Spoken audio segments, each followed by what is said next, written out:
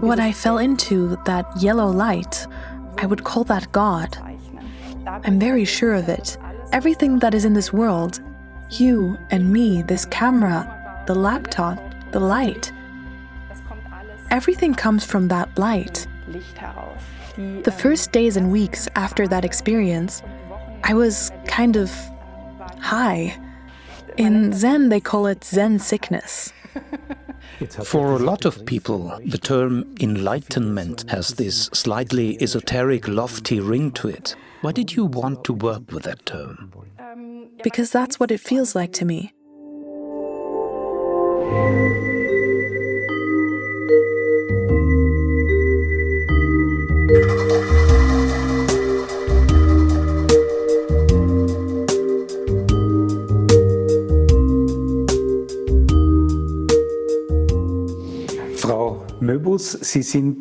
Ms. Moebus, you're a physics engineer and a sociologist of religion. A few years ago, at home, spontaneously, and without being anywhere near death, you experienced something that people who've had near-death experiences often report. And you describe it as a moment of complete enlightenment. Beforehand, you wrote to me that you're only now slowly at the point where you can talk about it. Thank you for being willing to do that. I'd like to ask you to tell us what the circumstances were back then, how the experience came about, and what you experienced. Yes, gladly. And first of all, thank you so much for being here today, Mr. Huema. I'm really happy to be able to talk with you. And it's genuinely true that it took me a few years before I could speak about it. And in talking with other people now, I've realized that this is actually pretty normal. That you first have to sort of make peace with it, find your own way to deal with the experience. And then, at some point, you feel this urge to share it. Because you can't keep it to yourself anymore. It's just too powerful, too deep an emotion. And it also has far-reaching consequences for your life. And I think that's when some people end up in the place I'm in now, where you just want to talk about it, at least once. I've always been very, how can I put it, preoccupied with death. Out of personal interest. Out of personal interest, yes. I remember being a small child, maybe primary school aged, between 6 and 10. And I was incredibly afraid of death on the one hand, and at the same time, I was intensely fascinated by it. I always wanted to know, this was kind of my life question, what happens when we die? What is it like when we're dead? And I still remember, as a child, feeling almost annoyed that I'd only find out at the end of my life. Did you have any kind of religious background that introduced the subject at home, in your upbringing? Or did it just come naturally from within you? It really came naturally from within me. I'd say I saw both sides at home. One side that felt connected to the church, but more, how should I say, out of tradition. And another side that rejects all of it to this day. So I'd say it came from within me. And then there's maybe one tiny thing that happened with me. I was born on December 24th, and somehow as a child, I had this childlike belief that Jesus was my friend. So I did have that, but it also kind of came from within me. And I think it became my life question. Before I actually die, I want to find out what death is. I set that as an inner goal very early on. I can't say I consciously set a goal and then came up with a strategy. What steps do I take? What do I do? No, I think it was just something intrinsic and not even clearly fleshed out. It's really only looking back that I can describe it like that. So that was your background. And how did it lead to the experience? Well, how it happened, I don't know, of course. And looking back, I think it's something that either happens to you or it doesn't. I do think you can influence things a little. The circumstances around it, like creating an environment where something like that is possible. But you can't control it. I couldn't control it. And it remains a mystery why it happened. What happened was, at some point toward the end of my 30s, these questions around death started to interest me so much that I thought about it more and more. Maybe that planted the seed for it. And then something happened. A word suddenly just sort of dropped into me. I describe it as an intuition. Suddenly the word contemplation was there. I'd never consciously heard it before, didn't know what it meant. And I started Googling it, reading up on it, who wrote about it, what is it? And that's where I encountered a new image of God, for example, through Williges Jäger, Niklaus Brandtjen, who write that it's not a personal entity, but something that connects everything, that everything comes from, and everything returns to. That was completely new to me, but maybe it planted a seed in me. And then, one evening, I was lying in bed at home, in a peaceful, very safe atmosphere, I'd say in retrospect. I felt very comfortable. But I wasn't in a meditative mood at all. I really wasn't. Nor the opposite. I was fairly wound up. My thoughts were still busy with the day, everything that had happened. And then suddenly a thought came. Thank you. It was just there, those words. And then, lying there in bed in the dark, it became a bodily realization that I can't be grateful for the past, because it's already past. And I can't describe it any other way than that in that moment, my whole left side of perception collapsed. It suddenly went black, and I couldn't stop it. And then I kept thinking that I also can't be grateful for what's in the future, because it hasn't happened yet. And then my right side of perception collapsed too. And suddenly, in front of me, there was this unbelievably bright light. And I realized I was being pulled into it, like into a tunnel. And I was absolutely terrified. I thought, I'm dying now, this is it. And then it pulled me into a tunnel and kind of flung me into the light. And what happened there is a bit unspeakable, because even if I say I was in that light, there wasn't really a me anymore. It was gone. It was just a kind of general awareness. I think that's the closest I can get to describing it. There was unbelievable peace there. I had no questions anymore, because all the answers were in the questions. And everything good was in that light, but also everything bad, or what we call bad from a human point of view, everything was in that light. And I didn't want to leave, even though there wasn't really an I couldn't even think properly. It's mysterious in a way. And I don't know how long I was there. It could have been seconds, minutes, hours. I don't know. I only know that suddenly there was this kind of pull again, and I was drawn back into a tunnel. And I remember thinking, I don't want to go. I want to stay in that light. But I was pulled back into the tunnel anyway. And then there was this feeling of being back in my body. And then I took a breath, my first conscious breath, and I truly thought, thank God I'm still alive. And I fell asleep. That wasn't an issue for you? You experienced something that extraordinary, and then you simply fell asleep? What was it like for you afterward, once you were back in your body? Yeah, funnily enough, I really did fall asleep right away. I didn't even look at the clock, so I don't know how much time passed. I don't know if it simply exhausted me, made me tired in the most literal sense, so that my body just went to sleep. But the next morning, I had a work appointment in Bern. I got up early and went there, functioned completely normally, and I think at first I just pushed it away. It was there, I'd experienced it, but it was all somehow too intense. So I just kept going, kept functioning, and then slowly I adapted to the experience because it really did have a very strong effect on my life going forward.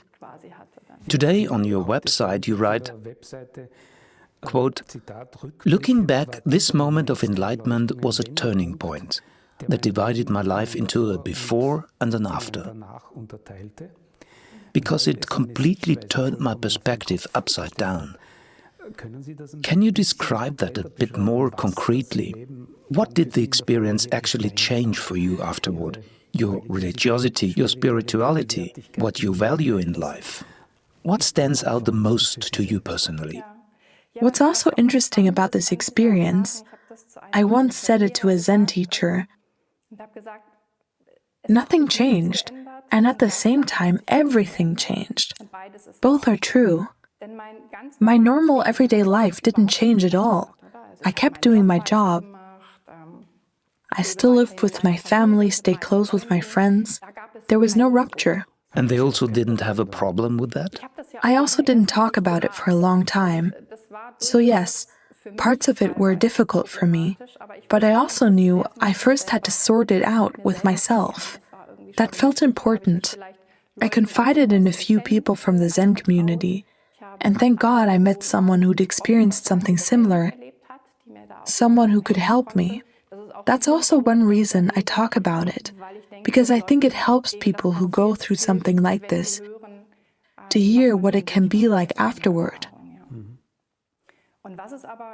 But what it completely turned upside down, as mentioned, was my belief in God.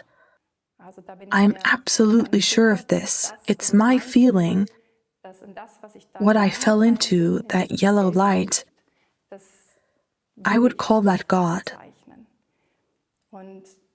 I'm very sure of it. Everything that is in this world, you and me, this camera, the laptop, and the light, everything comes from that light.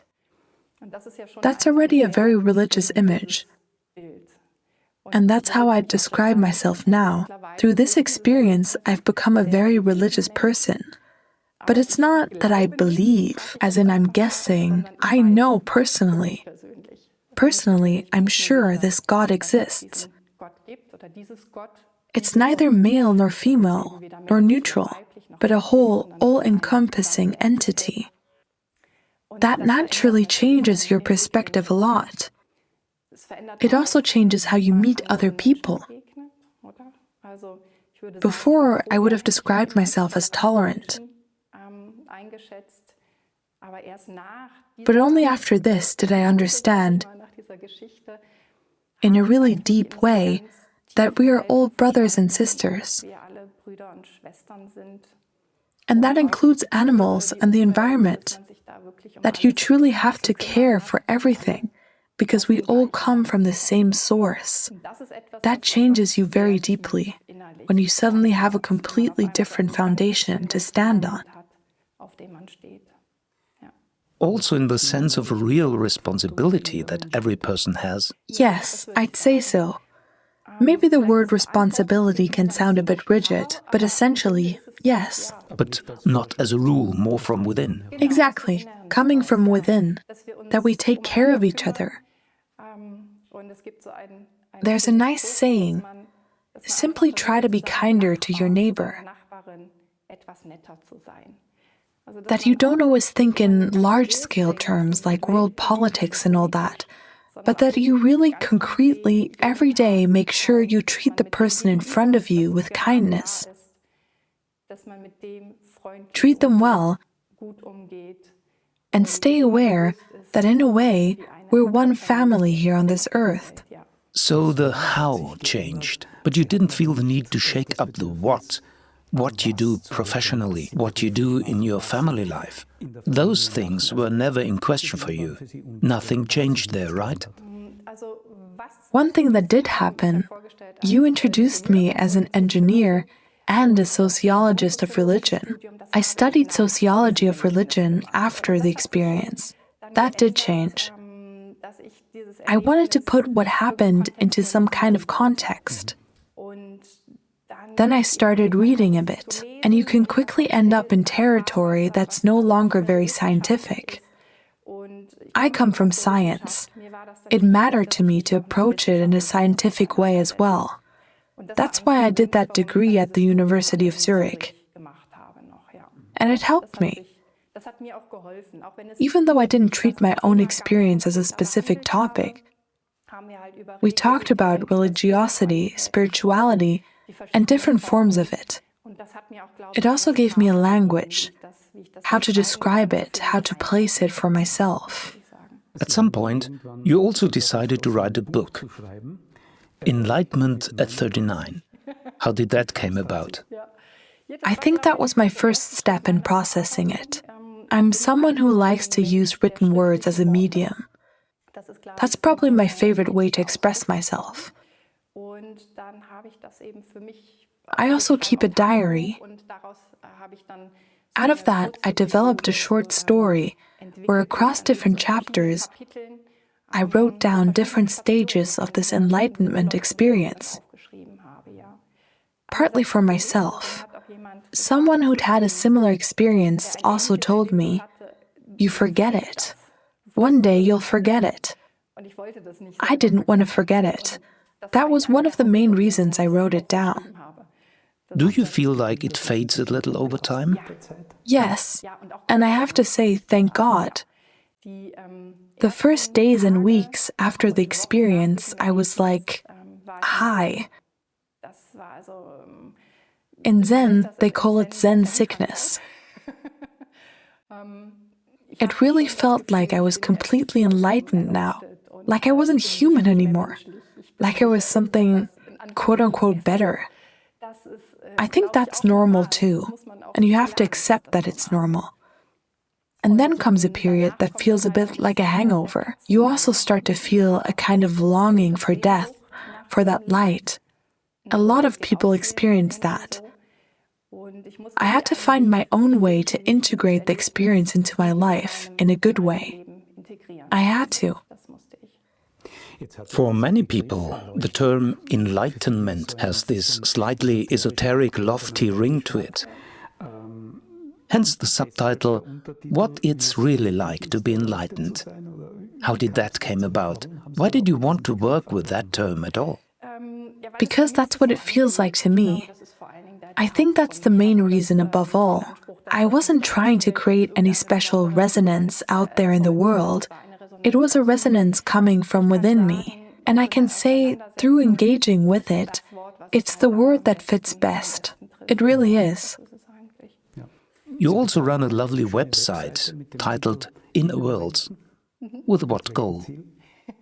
Well, yes, to connect with the outside world, talk about the experience, share what I do, and maybe also simply show that there is a path inward. Or from my perspective, that it actually only leads through the inner worlds. Maybe also as a counterpoint, because we're so focused on the outside. If you open social media, everything happens out there, and so much of it has to do with material things, without demonizing that completely, but it's all very external. My own path, the one that led me to the most important answers in my life, led me through these inner worlds. And maybe it's simply a counter-image to the outer world, the inner worlds. In my opinion, it's worth turning toward them. More recently, you have also joined the board of Swiss IANDS. Is that also about getting more in touch with people who've had similar experiences? Or do you have other goals as well? Yes, absolutely. That's one of the main reasons, I'd say. I have to admit, I only discovered that website very late after my own experience. I think it would have helped me a lot if I'd known about it back then. There's really great information there, and it also describes the ups and downs that can come with an experience like this. Because in my view, and in the view of many who've been through it, it's not like everything suddenly becomes sunshine and rainbows and your life is perfect and everything is good all at once. It's also strenuous. It's a journey to integrate it. And that's why it matters to me to be involved in the association. I think it's important that this information is publicly accessible. I think it's important that people who've experienced something like this talk to others about it. And maybe one of my goals is simply that I want to speak about what it does to you and how it changes how you relate to other people, to animals, and to the environment. Because I believe that people who've had something similar happen, like what happened to me, we really do have something to say.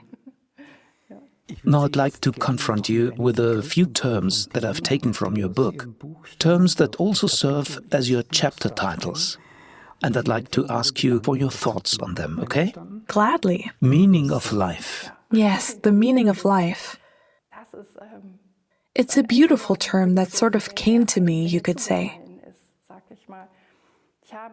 After the experience, I had to, like I said, I really struggled a bit to find back to this life. There's this mild longing for death, because that feeling is so intense and so beautiful.